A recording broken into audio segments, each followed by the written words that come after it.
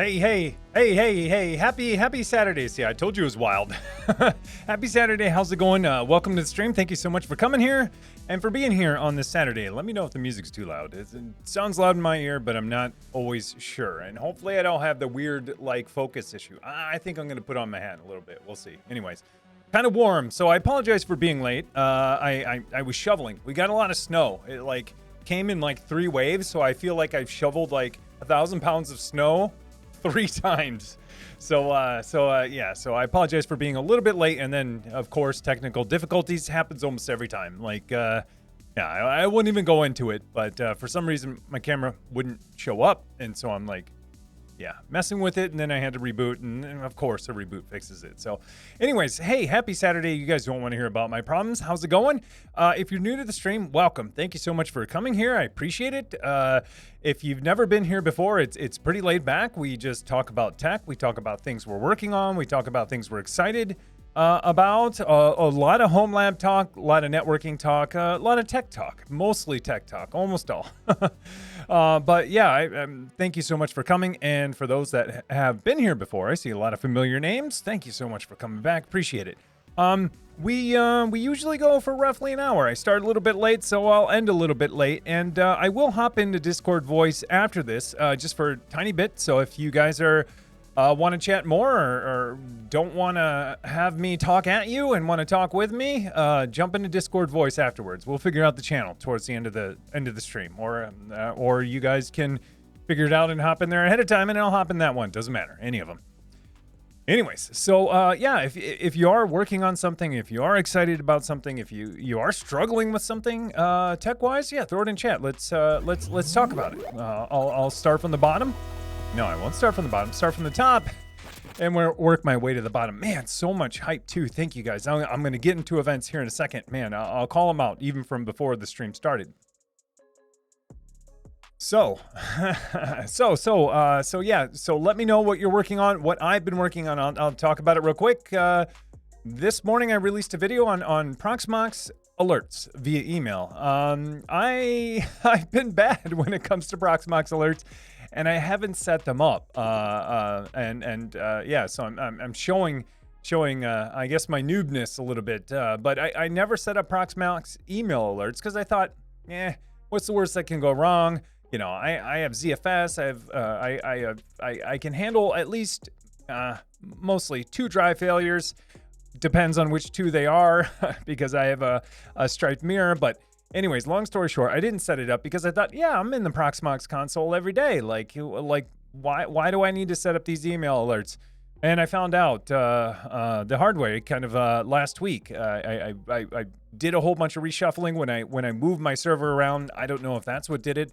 But when I moved all of my stuff from my old server rack to my new server rack, I noticed that one of my drives wasn't coming up, and I had no idea what was going on. I don't know how long it had been off. I could look at the logs to figure it out, but I wasn't trying to do forensics at the time. I was trying to keep my ZFS pool alive. So anyways, long story short, I finally put in the time to figure out email alerts, so I figured I'd share it with all you guys. It's super simple. And then I kind of went, I kind of did the thing I normally do. I'm not just going to kind of do it. I'm going to do it all the way. So I set it up with Google Mail. You could set it up with any SMT provider you want, but I set it up with Google Mail with 2-factor authentication, generated an app password, and then did some extra configuration so you don't see weird names like the user root, because the local user on the device on your server is called root. So anyways, you could see it all in there. Maybe you've seen it, maybe you haven't, but if you haven't set up email alerts, do it. It's super simple. Honestly, if you look at my docs, you don't even have to look at the video. There's copy pasta in my docs. It will seriously take you maybe a whole 5 minutes to do it. So, and then you'll get alerts for ZFS, you'll get alerts for smart alerts, and you'll get nice alerts when your backup jobs run too, either on a success or a failure, which was kind of nice. I mean, I've been running backups, but I have no idea if they're even working unless I look, but not anymore. So I'll see the logs. I might turn off the successes, but I kind of like them. I kind of like even the successes landing in my inbox. So anyways. And then I had some critique for Proxmox too, because I want a more modern alerting system. But you know, how far did they go with a hypervisor? Whose responsibility is it to alert on this stuff? And maybe that's not the job for Proxmox. That's another job for another system that you bring in, but who knows? Anyways, if you guys are excited about something, want to talk about something, throw it in chat. Let's talk about it. Let's talk about it. And let's get into alerts. There was a whole bunch of stuff going on. I thank you guys so much. I appreciate it. Man, my hair is wild. I hope it's not distracting. You guys are so used to seeing me with a hat. If you're on Twitch, you're kind of used to seeing crazy hair. This is mad scientist hair. The only reason why I don't want to put a hat on is because if I put it on, I can't go back. Like I always say it, like once I go hat, I can't go back because like I have curly hair and then it'll just be like everywhere. And then I'll look even crazier than I do now. And then people will be like, whoa, what's going on with your hair? Like put a hat on. So anyways, I don't know. I'm self-conscious about it at the same time. So anyways, I'm going to get out my own hair and talk about the alerts and the events that happened right before I started. So let's see. I'll go back to here. Cannellolian. That's a hard one to say. I'm going to say to Cannellolian. Hey, thanks for the follow. Appreciate it. 18 Wheel Ray. How's it going, man? Resub, tier 1, 8 months. Thank you so much. Thanks, 18 Wheel Ray. Good to see you, man. I haven't seen your name in a while. I'm sure you've been busy. TTL Whiskey. Thanks for the follow. Angry 5 rolled. Thanks for the follow. Appreciate it. Seagor, hey, how's it going? Good to see you. Prime, 23 months. Woo, almost 2 years. Hey, how's it going? Seagor, thank you so much. Appreciate it. Mafney, resub, tier 1, 26 months. Woo, 2 years, 2 months, 26 month streak. He's on a roll. How's it going, Mafney? Tim Hype, yeah. How you doing, man? Good to see you. I've been loving your memes. I love everyone's memes that they post in the funny channel because it cracks me up. Sometimes my wife's like, what are you laughing at? I'm like, nothing. You wouldn't get it. You wouldn't get it. It's, you know, a joke about, you know, Internet Explorer or Edge or something, you know, our server's dying and she just kind of, you know, shakes her head. So, anyways, Kilabasa. Hey, how's it going? Thanks for the follow. Appreciate it. Welcome. So let's get into chat. Let's talk about chat and let's see what you guys are working on. There's a lot of chat going on. So if you have something you want to share, like I said, throw it in there. We'll talk about it. But first we need to answer who's first. Who's first? I saw because there was even a screenshot earlier. I think Lickety. Yeah. So Lickety was first. I don't have it in my. I can't show it on the screen, but it's right here. 2:18 today, so about an hour ago, over an hour ago. He said, "Anyone else here yet?" I guess I'm first. So hey, good to see you, Lickety. He also captured a screenshot for posterity and posted in Discord. So good to see you, man. How you doing? Wonder if I should use a bot drop first message every. No, you can't do that. That wouldn't be fair. I'm gonna have to start putting parameters around it. Like maybe first one to say first when I actually go live or something. But you could bot that too. I could bot it. I could write that code. So anyways, good to see you, man. Good to see you. Synac, ping pong. Yeah, we were going. TCP retransmission. All right, let's go back up here. Oh, yeah, this was my pong to your ping, and then you sent a syn, and then I sent an ACK, and then you said TCP retransmission, and then I was like, all right, I gotta finish up getting the stream ready. So yeah, good to see you, man. So many familiar names and faces. Glad you guys are here on this Saturday in December. It's getting close to the holiday time for sure. Christmas is coming. Let's see. Lickety split it. I'll wait until you're full stream ahead to change the lights. Yeah, unfortunately you can't change. Well, you can spend your points before the stream, but it doesn't actually change my lights. Hey. Blade, how's it going, Blade? Good to see you. Has resub, tier 1, 4 months, 3-month streak, got the lights flashing. Is that Captain Jack Sparrow? Yeah. Yes, I'm just going to start saying yes. It comes up so much on YouTube, and that never even crossed my mind. No one has ever said it to me, and all of a sudden on YouTube, I became Captain Jack Sparrow and Johnny Depp, and I was like... Anyways, yes it is. I think someone has said in Discord today, like until we see them both in the same room, I gotta be. I don't know if I want that title though. I mean, I'll take the character Captain Jack Sparrow, but the other one, I don't know. I don't know what's going on with him lately. But hey, thanks for the resub tier 1 4 months. Thanks, man. Appreciate it. Let's see. Lesterine. I'm upgrading my hard drives right now, and I'm hella nervous. Thank God for distraction. Well, that might be something you want to pay attention to. That might be something you want to pay attention to. So you're upgrading hard drives. I assume you're swapping them out in an array, or you don't have an array and you're just imaging one and then imaging another. Let me know. But either way, yeah, pay attention to that, especially if you start getting into F-disk or anything like that, or replacing a drive in your array and you're using the CLI. Definitely pay attention to that. I've F-disked the wrong disk before, and it really is an F disk when it does happen. I've done it plenty of times. Especially on Windows. And it's not an F disk. Well, I could be, but on Windows, the installation, you're just like, I have 3 drives. They're all the same. They're all the same size. I have no idea, and you just kind of roll the dice. You're like, it's probably this one.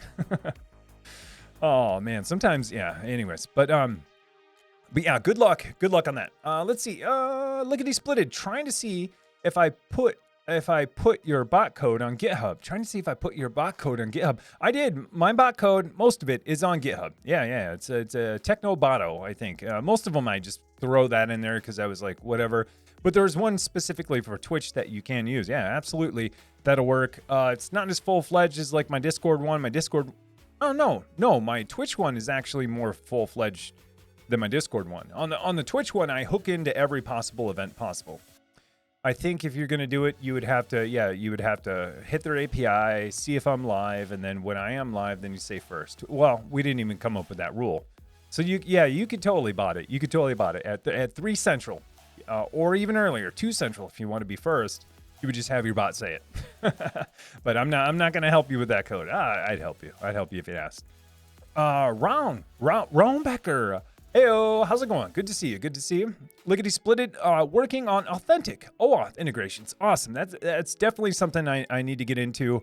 I've used other auth proxies before. This isn't necessarily an auth proxy. I think it could do auth proxy too, but yeah, I want to do some more authentic because I kind of want to get out of the auth game. I just want to use trusted sources like Google or GitHub or anywhere else and maybe not have local authentication. I mean, local auth is still good, but I like OAuthing to systems that support it because it's easy to configure and it's a pretty tried and true method. As long as you configure it properly, it's pretty awesome. OAuth is pretty awesome. And then I mean, you probably still want to do this, but some people don't even configure 2-factor auth on the target system because they figure that whoever their OAuth provider already has 2-factor or multi-factor auth. I still do though. Like if I OAuth to GitLab with a Google account, I still set up multi-factor authentication in GitLab too, because I'm like, if someday Google's tokens leaked or something happened, I still want to protect that system. So let me know if you do that. I'm huge on that. I have multi-factor authentication on every single thing I possibly can. I have over 130, last time I count, 130 items in my Authy. So it's pretty wild. If that goes away, I'm in big trouble. Or my Google Authenticator. I use Authy though, but for old reasons. But yeah, I think I have 130 accounts. It's wild. It's wild. I mean, if you look at my Google accounts alone, I mean, there's probably 8 accounts in there. So let's see. Round Becker. I'm attempting Grafana as code. Cool. Microservices and Helm charts. So trying to define basic alerts and dashboards in the values.yaml. Awesome. Yeah, this is awesome. I've seen a little bit of this. I did a little bit of this too. I can't remember if I did it in my tutorial, but that is awesome. So basically, you want to define all of your alerts and even define your dashboard in YAML so that as soon as you spin up the service, the Grafana service, it's pre-configured with your dashboard, which is pretty awesome. It is pretty awesome. And then your services, if they're, if they're pre-configured, then to dump logs into wherever, assume it's in or send metrics to Grafana, then it's like, yeah, these 2 pieces work. Yeah, it's pretty cool. I've done it for 2 tiny dashboards. And it's pretty awesome because then like every time I install, I don't even need to go not that I install Grafana that often, it's there and running, but I know that like, hey, if this instance ever goes away, like the values are in the YAML, and I can just spin it up again, and my dashboard's pre-configured. Yeah, it's super fun, super fun. Good luck on that. PC Geek, he has starter projects. Yeah, for Twitch. Yeah, I do. Absolutely, I do.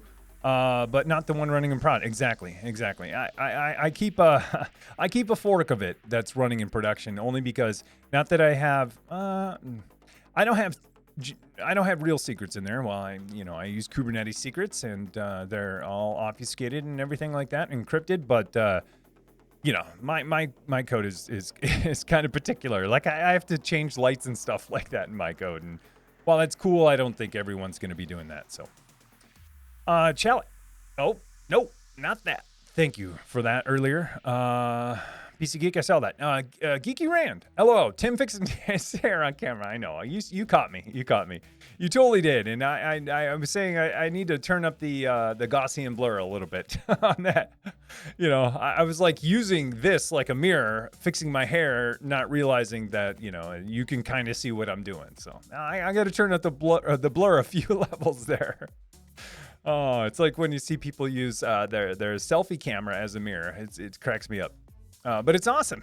It's awesome. I don't think people need to even use compacts anymore. Compacts, I think, for blush. I don't know. I don't know any of this stuff. But, people who put on makeup used to have compacts. Now it's like, do they even need it anymore? Because they can just use the selfie cam on their phone. I don't know. I probably do. Ran, hi Tim, lots of love from the Netherlands. Hey, how's it going? Have you ever been able to get searching working? To work. I wish I knew what that was. Hopefully it's nothing bad. I don't know what it is exactly. I wish I did. I don't know what it is, but so I'm gonna have to say no. Because I don't know exactly what it is, but if you throw it back in chat, I'll get back to it and I'll figure it out. Apologize. Let's see. 18-wheeled Ray. I'm here, but I have to dip. Oh, love it. Dip. These are my old terms when I was younger. Real quick. Searching. Oh, okay. Sing. Okay, is an open source search engine. Okay, so I'll go back to that real quick. Have I ever been able to get? I don't know how it's pronounced. Sometimes the X is like, if it's Chinese, it's SH. But anyways, I'm gonna go with searching. Search X NG. Oh, yeah. Search X, next generation. That's probably what it is for. Just guessing. Anyways, I haven't done it. I have seen it. I've seen it on Twitter. Looks cool, like basically having local search. I don't know how it works, though. But isn't it like an anonymous proxy to Google or something like that? So that you can basically proxy through that thing so they can't collect data on you or something like that. I think that's what it is. It's been a while, and I've read a lot of tech stuff, but maybe that's what it is. But I haven't done it. I want to check it out. Looks cool. It's right up my alley. If I could proxy, all of my search requests for my whole entire network through that, it sounds interesting for sure. I'm making this up, though. I think that's what it does. I'm like giving this thing features. Based on what I think I remember about it. But I'll check it out for sure. Thank you so much for sharing. All right, 18-wheeled Ray, back to dip. I love it, because when we were in high school, we'd always say, I'm going to dip. I love it. But I'll have to dip to go pick up the Chinese, I assume, food for a few minutes, because I would not watching the clock. Okay. That sounds good. Pick me up some Chinese food, and I'm so glad you said dip. I haven't heard it in a while, so... Let's see. 18-wheeler. How's it going, man? How's it going? Yocto. Here we go. On the road, remote deploying some compute nodes using Canonical's mass. All right. I like what you're doing there. It's awesome.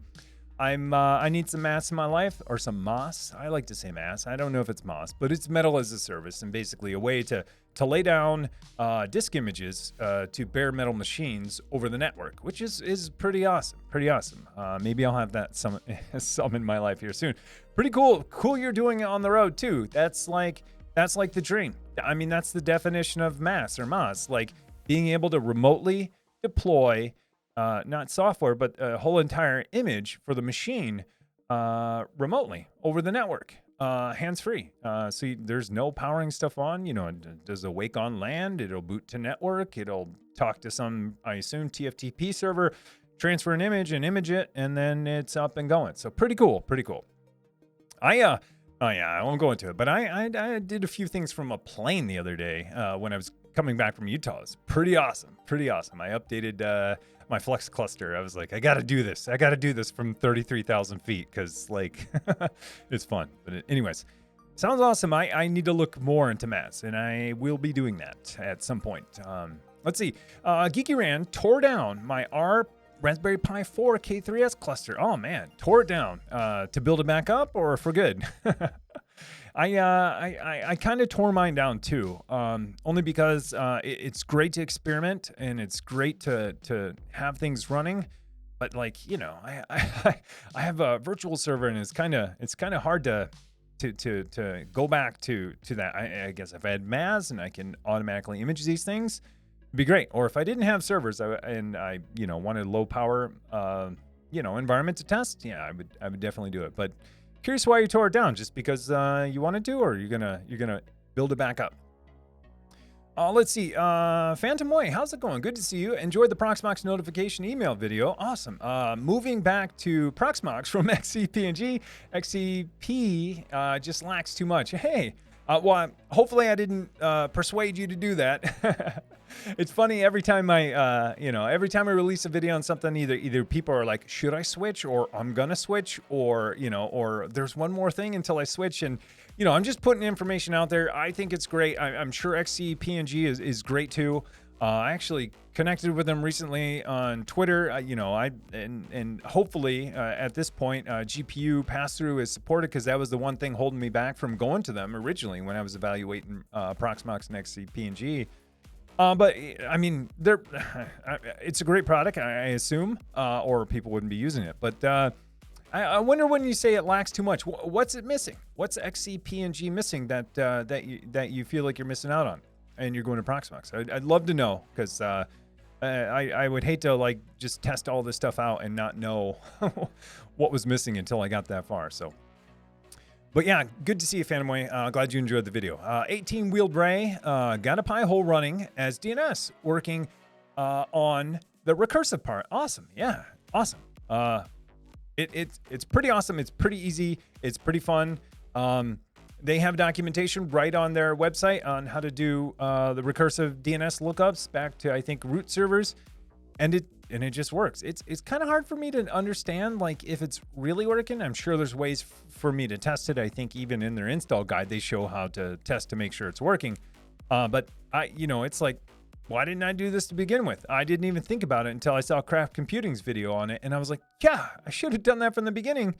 And the whole thing takes a whole whopping 15 seconds to do the additional and get recursion going. So it's pretty cool, pretty cool. Let me know how it goes.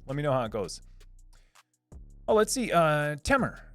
I'm going with Temer. Tem HR. How do folks free So how do folks, I assume this means, feel about Musk taking Twitter from the freemium model to pay to win now?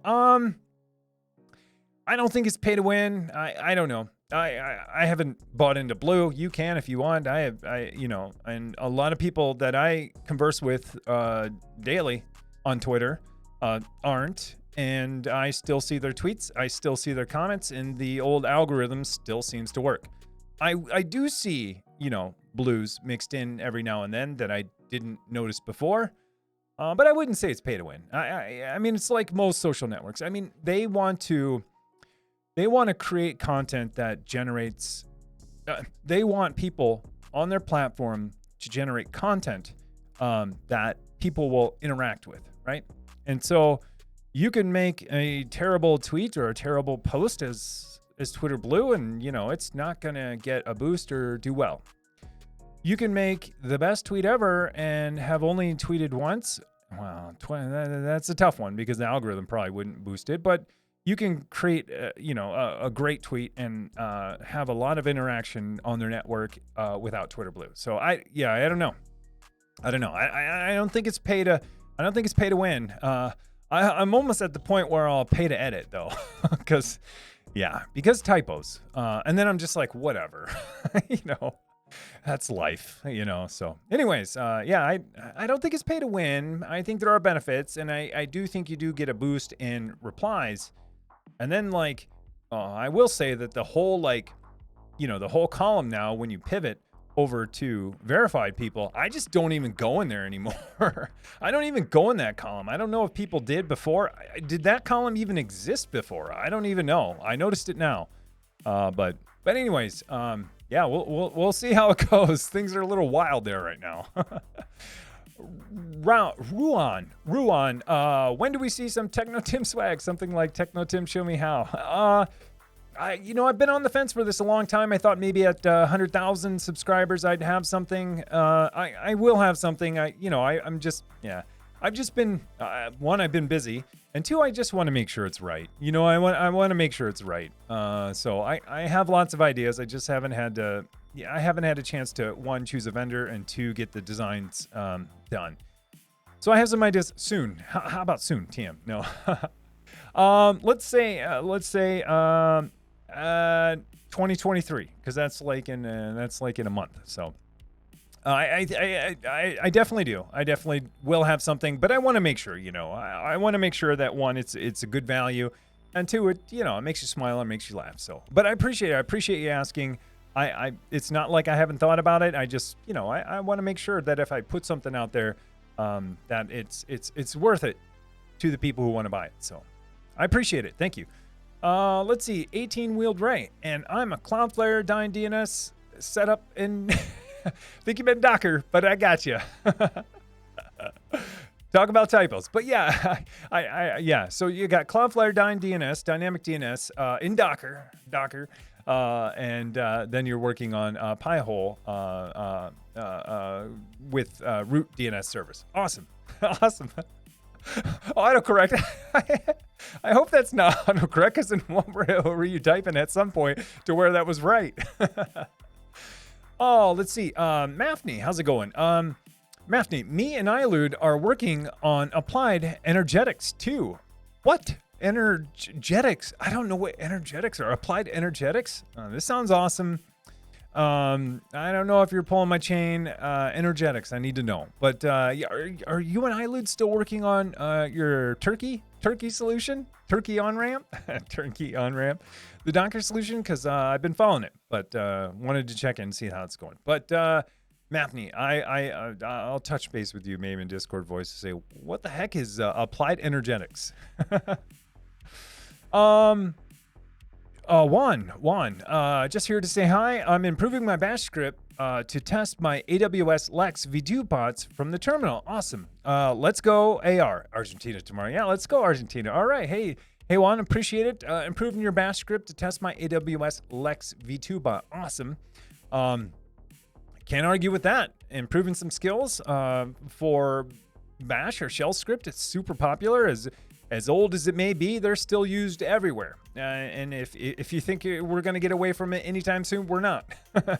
We're not. Because even when you think about CI and CD, systems out there, there's the script line where you can do whatever you want, and that's where a lot of shell scripting happens as well. So it's pretty awesome. It's awesome that you're also doing with AWS. So you're tying something, something old with something new. But not like it's old as it's antiquated. It's been around for a while, and it's so powerful. If you learn how to do bash or ZSH or whatever, you learn how to shell script in a Unix-like environment, I think your skills will go up tremendously for sure. But awesome, thanks for sharing. Sounds like a homelab snowbot project. Yeah, well, I like it.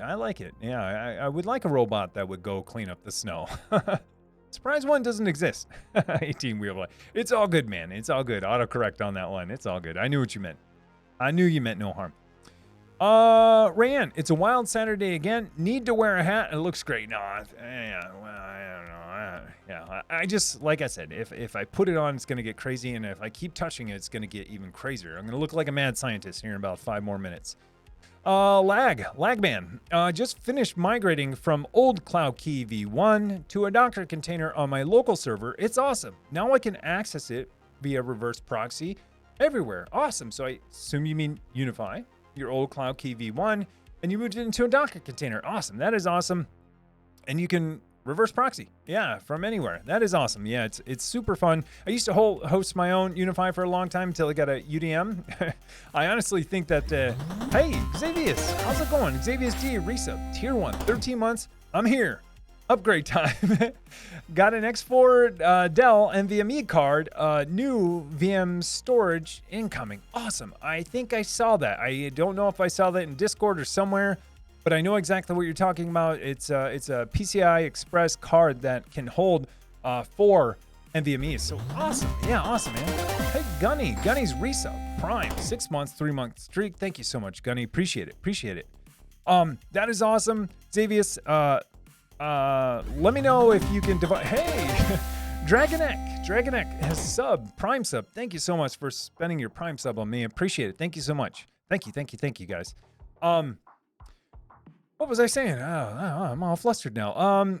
Let me know about that device. If you plug it in, if you can address each one of those drives individually. I assume you can. I've only ever done this once, and it was a OneDrive slot, which was nice, because then I can add NVMe storage to something that didn't have NVMe slots. It was pretty cool, but 4s, yeah, I need to know more about this. Yeah, awesome. Thank you guys for the subs and resubs. Appreciate it. So let's see. You can access. Oh, I was saying Unify. Yeah. So you got your cloud key going. That is awesome. And so you can get to it via reverse proxy now, and you're self-hosting it. Pretty awesome. I was amused. I was too. That was good. Yeah, I know what you meant. Set up Cloudflare in Docker. That's what you meant. Is that autocorrect? Edster, how's it going? Just set up an Omada system. Speaking of network, or kind of SDN or network, it's not a true SDN, but I'll say SDN. Omada system in my house with 2 APs. Currently messing with VLANs and policy. Awesome. Yeah, it's great to learn. It's great to also do. So if you get it working, do it.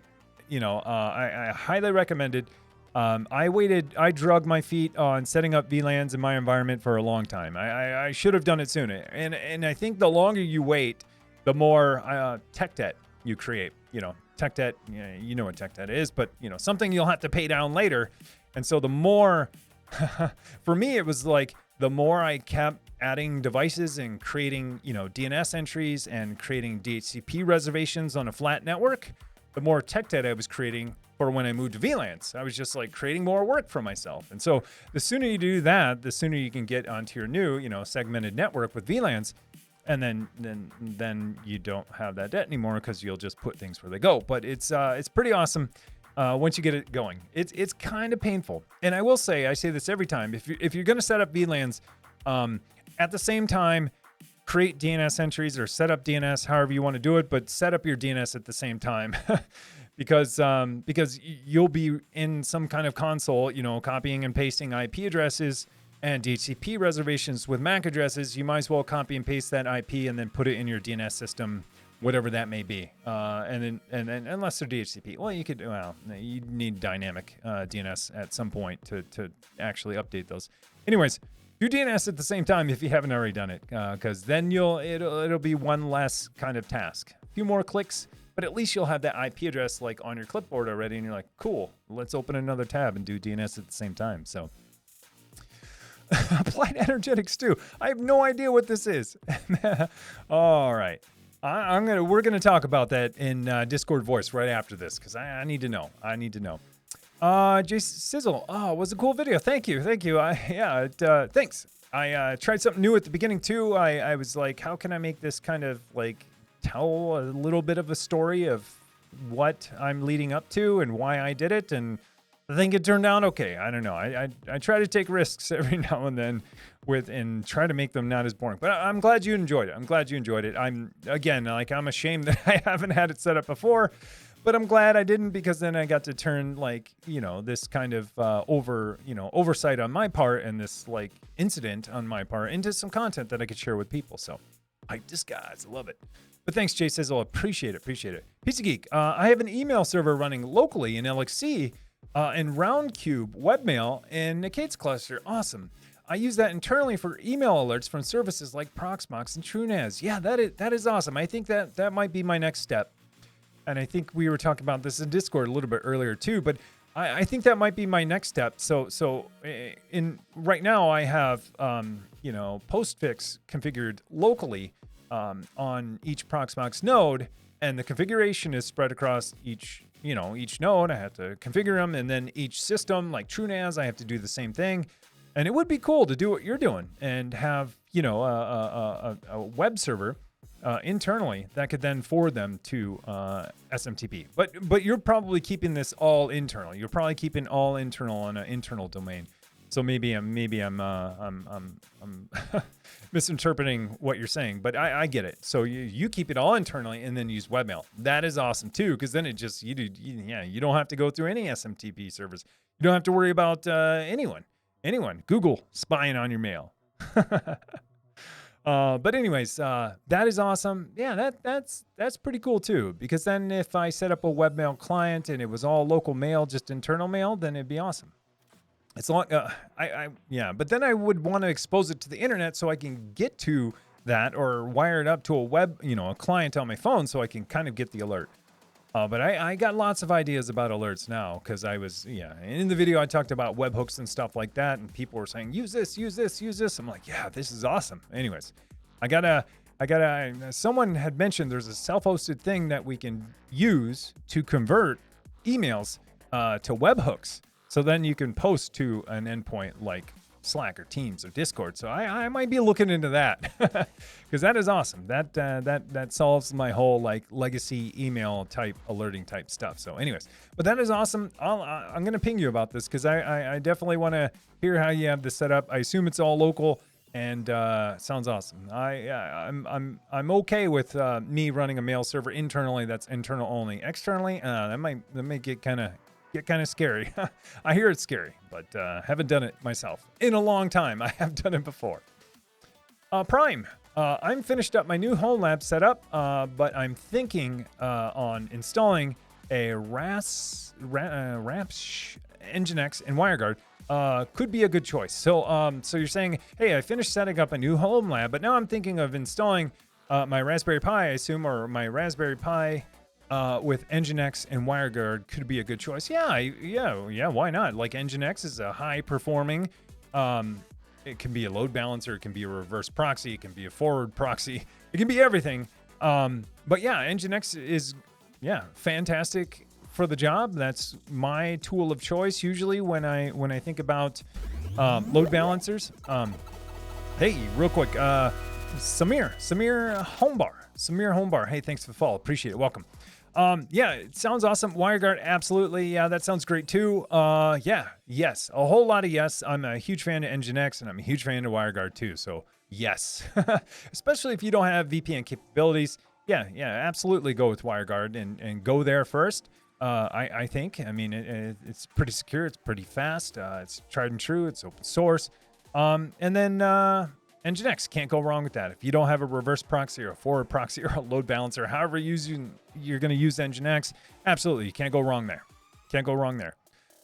Let's see. I wish I could read. I can't tell if that's Korean or Japanese. I feel bad. But I apologize. Finding out how to make an RTSP server without basic streaming information. Hey, Samir Homebar. Thanks for the sub. I was going to say Prime. It's tier 1. Thank you so much. Appreciate it. Dear person, I wish I could pronounce your name. I apologize. Finding out how to make an RTSP server without basic streaming information. So I think you're trying to create the streaming like media service, I assume, or being able to broadcast like media over RTSP.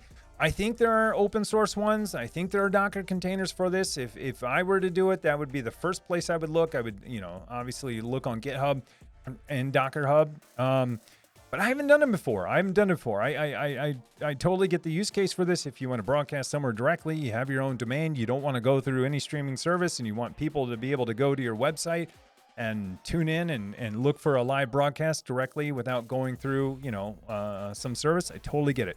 I haven't done it before, though. I've read a little bit about it, but I haven't done it. But I think there are open source ones that are out there. I'm pretty sure of it. I'm pretty sure of it. But yeah. Franchise, how's it going? Hello, everyone. Good to see you. Ruan, who do you reckon? I like you. Who do you reckon? Ruan, who do you reckon is going to take the FIFA World Cup? Argentina or France? I don't know. I don't follow football. I'll say football. I don't follow soccer or football as close as I probably should. I know that it's Argentina and France. I don't know who's predicted to win, and I should be a good match. I'll say that. Who do you predict? Who do you reckon? I like it. Who do you reckon is going to win? I'm out of the loop when it comes to sports in general. I should follow a little bit closer, but it's tough. Hey, Samir Homebar gifted a tier 1 sub to Kadu Muller. Hey, thank you so much, Kadu Muller. Enjoy your gifted sub from Samir. Thank you so much, Samir. Appreciate it. Thank you. Let's see, Pizza Geek. You could have a setup dedicated, postfix, VM or container to let it serve a small SMTP for all the services and send them to use that for SMTP relay versus setting up postfix on each node. So this is the other piece that I thought you were talking about to begin with. But yeah, awesome. Yeah, I think Geeky Rand told me that in Discord today. I was like, why am I not doing this? I need some of this in my life instead of setting this up so many times. But yeah, pretty cool. I think that's my next step. I mean, I have 3 Proxmox nodes and I have 1 TrueNAS server, and they are configured everywhere. So yeah, I should consolidate that, and it would be a fun little exercise of setting this up, an SMTP or setting up postfix or SMTP relay on my own network. That's internal only, and obviously it has authentication. But it'd be cool. It would be cool. And then I don't have to manage secrets in multiple places and all this stuff. Yeah, I'm liking this more and more. Yeah, good call.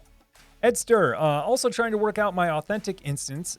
Isn't responding through traffic, but it's working directly. Ooh, tough.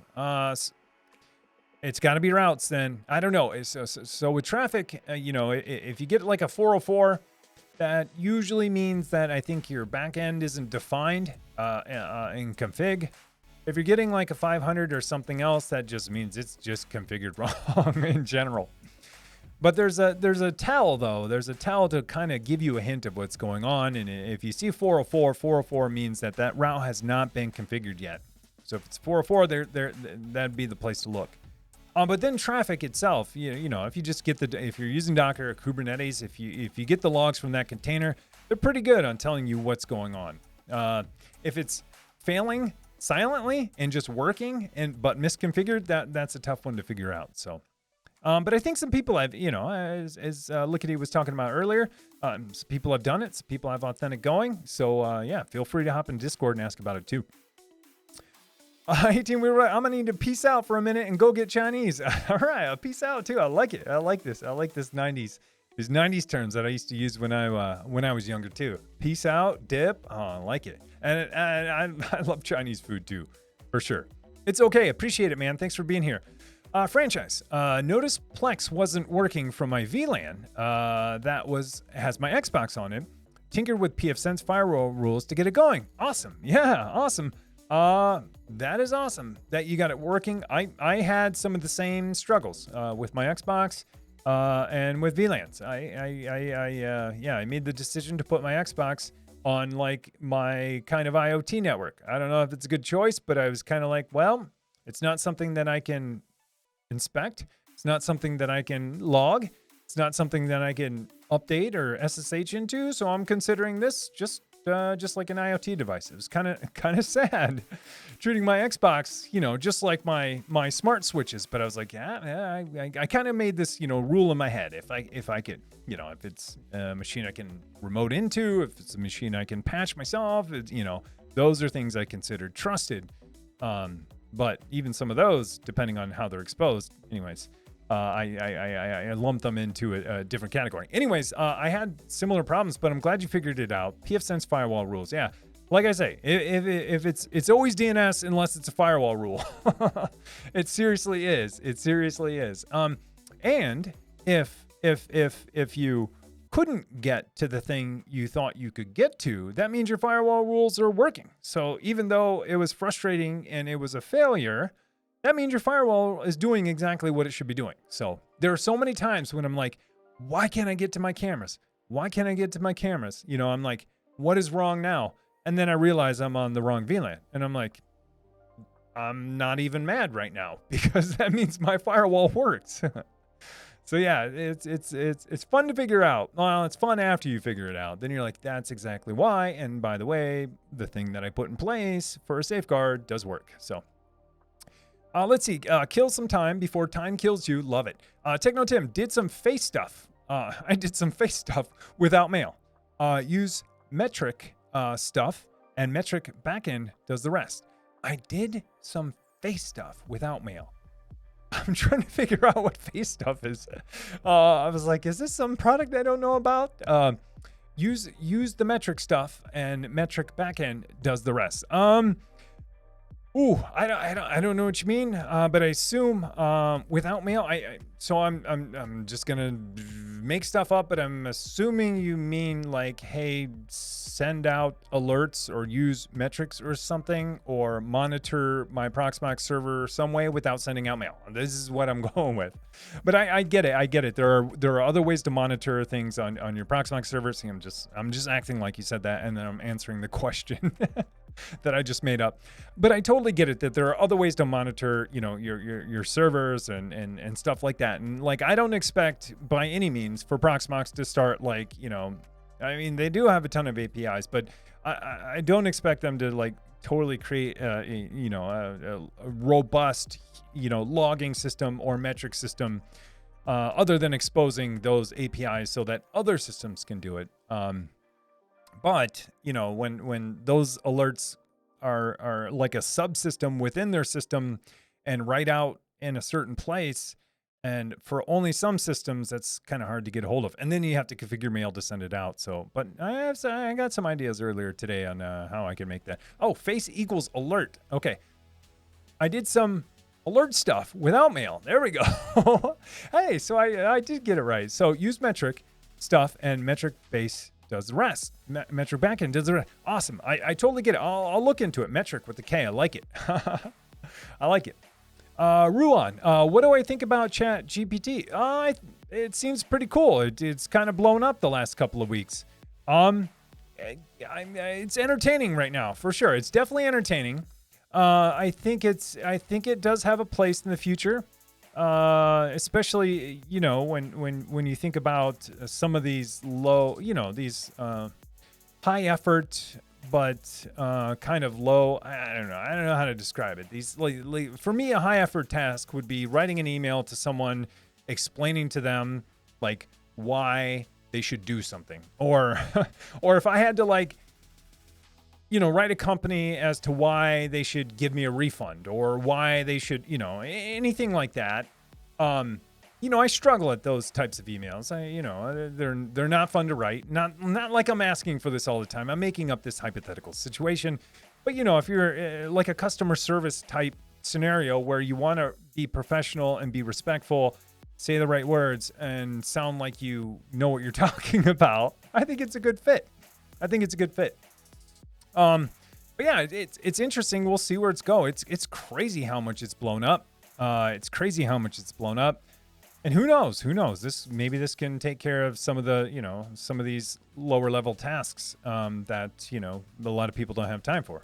And then we'll just have bots talking to bots, you know, similarly to the Google, you know, answering service, you know, and then you hook in a Chat GPT and you could have, or an answering system and a phone system, hook in all that together and just tell Google or someone you want to do something and let the bots talk to each other and figure it out.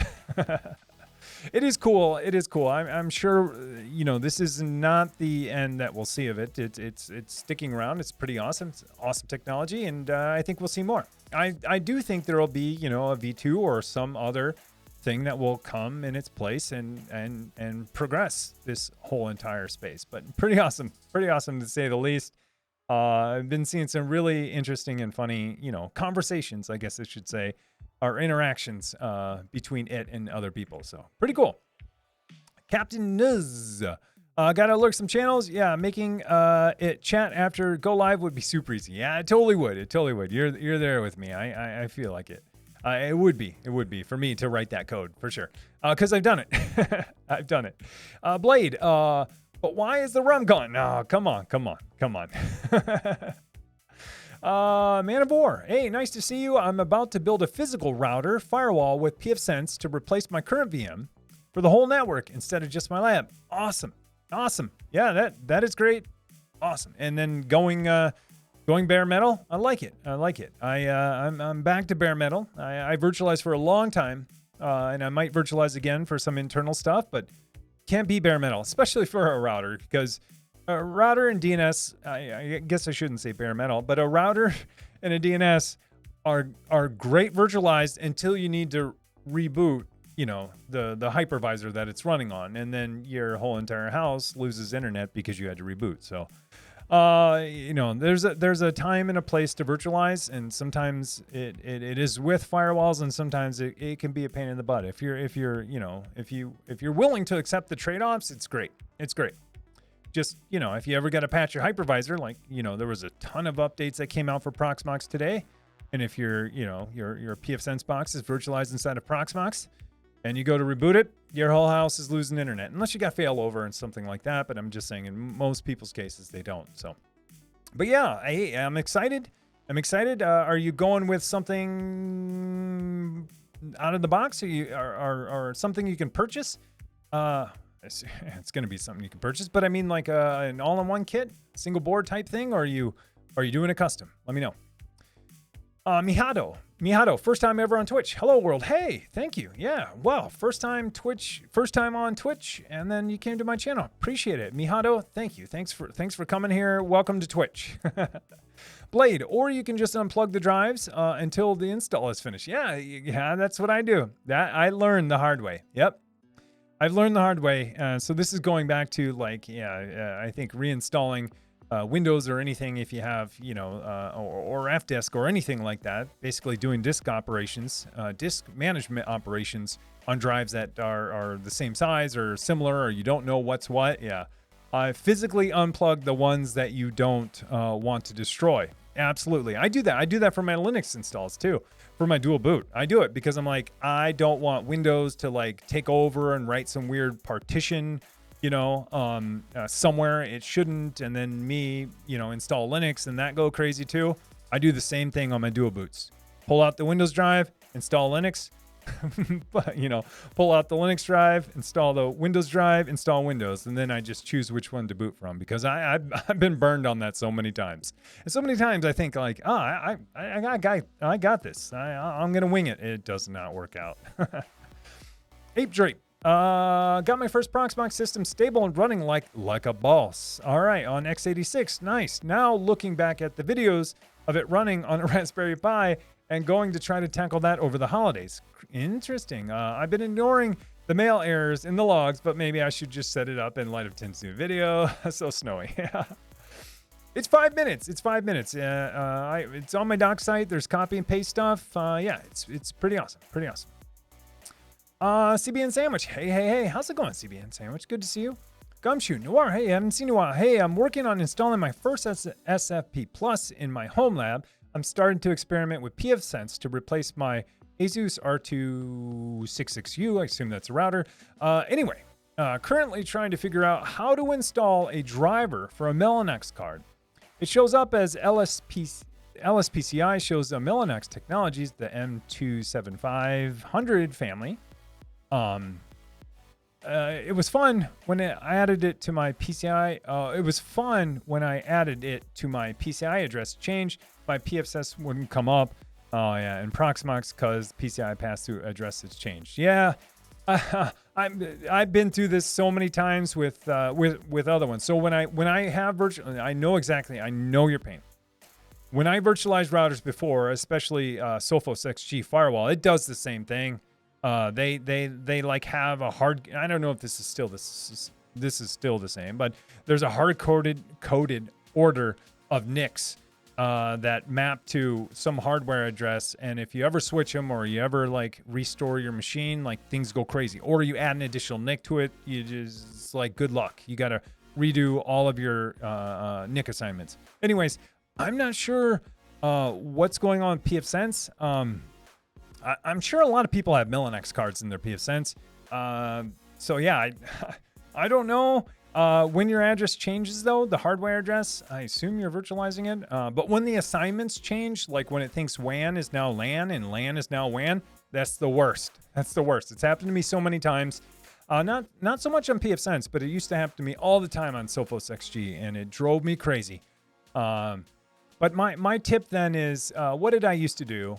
So then I would like hard code an IP on a device that I could plug into it to then be able to remote into it, because then it thinks, it'll think your WAN is LAN, and then so like your new WAN is DHCP, and so it's going to get an internal IP, and then I would either try to remote into it that way, or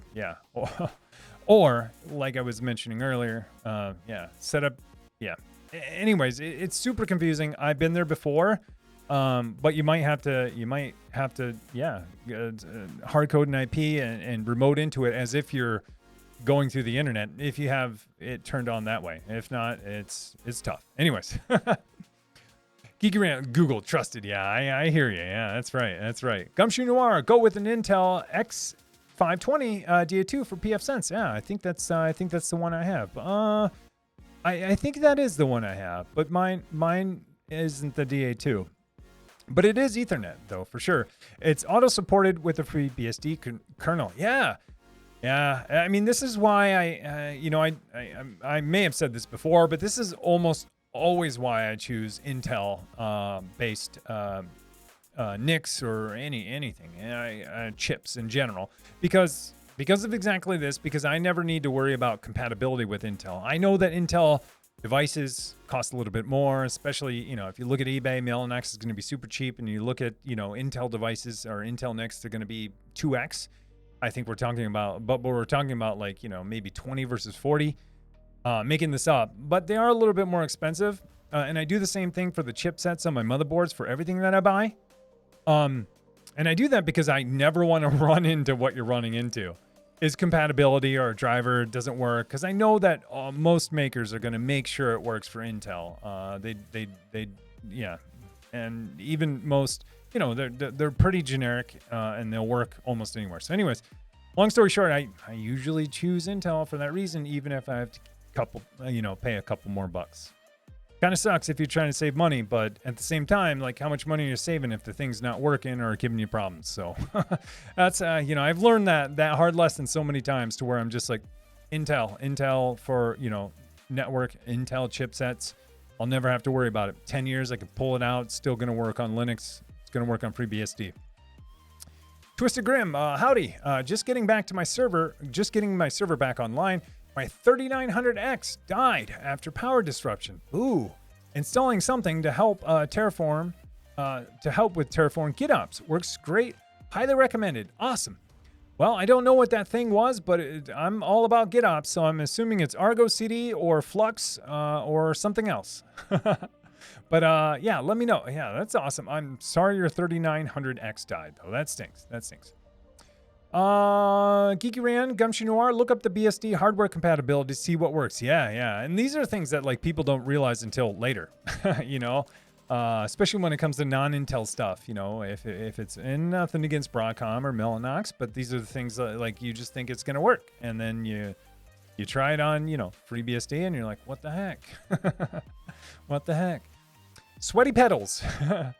Hey, much love, dude. Love your content. Thank you. Thanks for all the help with trying to be smarter than I actually... Wait. Thanks for all the help with trying to be smarter than I actually am. Sweaty. 125 BitGlance. All right. That too. I appreciate it. I like geeking out. So I like geeking out quite a bit. Let's see, Blade. I just prefer the interface of Authy. I agree. Plus, they have the desktop app, which is very convenient for copying and pasting. Yeah, I totally agree, Blade. Desktop app's super nice. I agree on the interface for Authy is nice. The only thing I don't like, if Twilio, because they bought it, if they're listening, they ever see this, freaking put a search in the settings. I'm not talking about, whoa, dude, Geeky Rand, or should I say Gifty Rand? Geeky Rand, dude, thank you so much. Dude, thank you. 5 gifted subs. Thank you so much. JBNet, kill some time before time kills you. Never fear. Boris is here. Tex-Mex, Highlander, Lagman, CZ. Enjoy your gifted sub from Geeky Rant, from Gifty Rant. I gotta say it again because I accidentally said it. I combined the two last time. And dude, I appreciate it. Thank you so much. Thanks, man. Appreciate it. But going back to, what were we talking about? Authy, yeah. So yeah, I'm a huge fan of Authy. The reason why I switched to Authy in the beginning is because the Google Authenticator didn't back up. And so one time in the very beginning when I started collecting two-factor auth stuff, I switched Android phones and I wiped my other phone. And I just thought like, yeah, Google's going to back it up. They didn't back it up. And so I had to do this reset. And so I'm like, never again. They back it up now. They didn't in the beginning. And then so I switched to Authy and it's great and it works. The only thing that drives me crazy though, it's like when you go in the settings on Authy, I'm not talking about like where your list of stuff is, but if you ever like delete a two-factor auth, you know, that big long screen that shows you every account possible and you can swipe over to delete, like you can't search that thing. It's not even in alphabetical order. It's in who knows what order. And it's like in database order, probably by GUID or something weird. I don't know.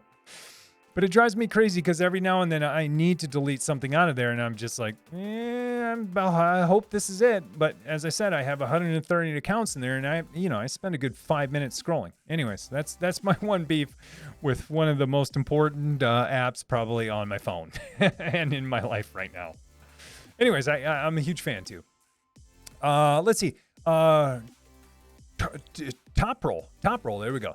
Hey, I would appreciate some guidance on printer. Oh, did I say the P word? I didn't mean that. Would appreciate some guidance on pointers, not printers.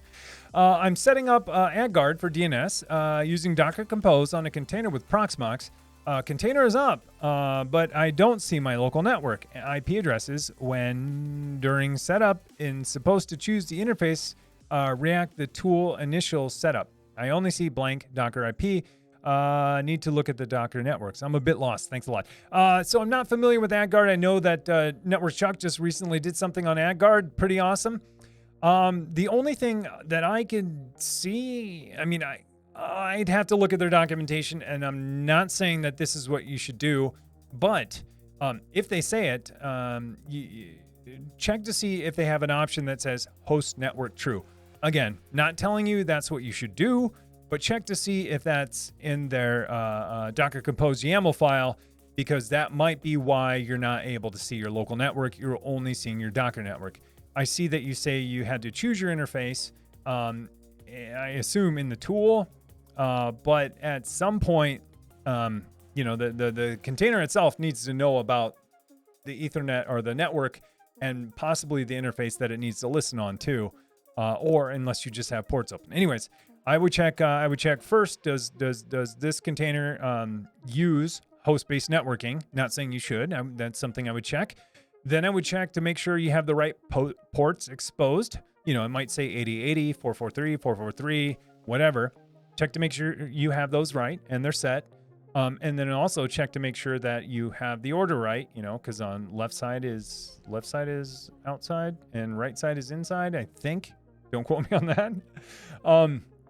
And then I would just check to make sure, like, if they want you to bind to an interface that you are. I mean, that's what I would check. I don't know much about AdGuard's container. I use Pi-hole, but that's where I go. That's where I check. So, Gumshoe Noir, thanks. Yeah, thanks. Who needs caps? That's right.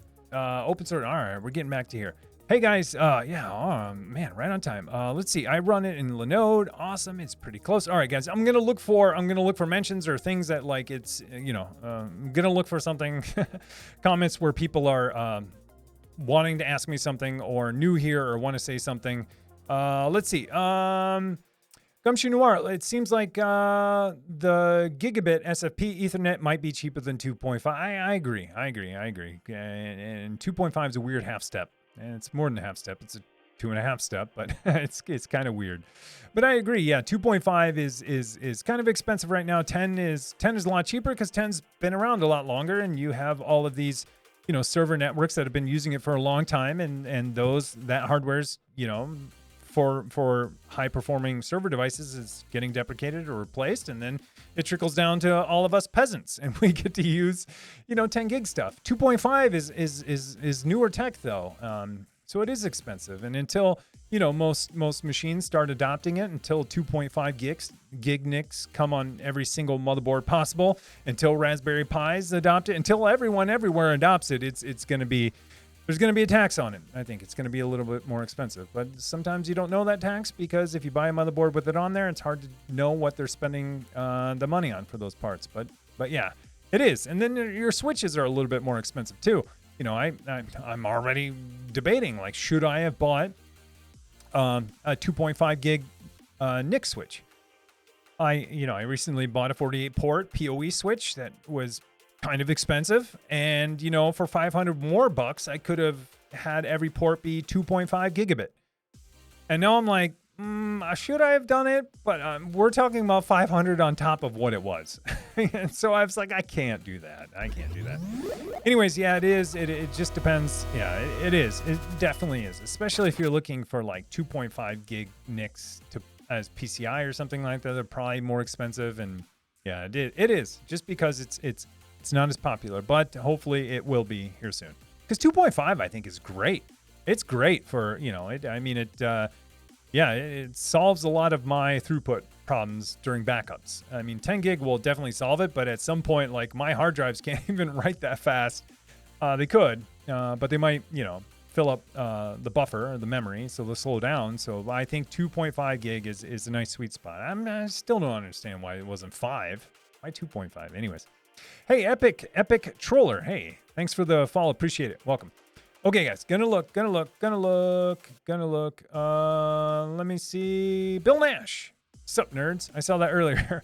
Your name came up in a pfSense thread today, helping a guy trying to do PCI pass-through to pfSense under Proxmox using one of your videos as a guide. Can you do a variant of that how-to using virtual switches instead of pass-through for folks that can't get pass-through to work correctly?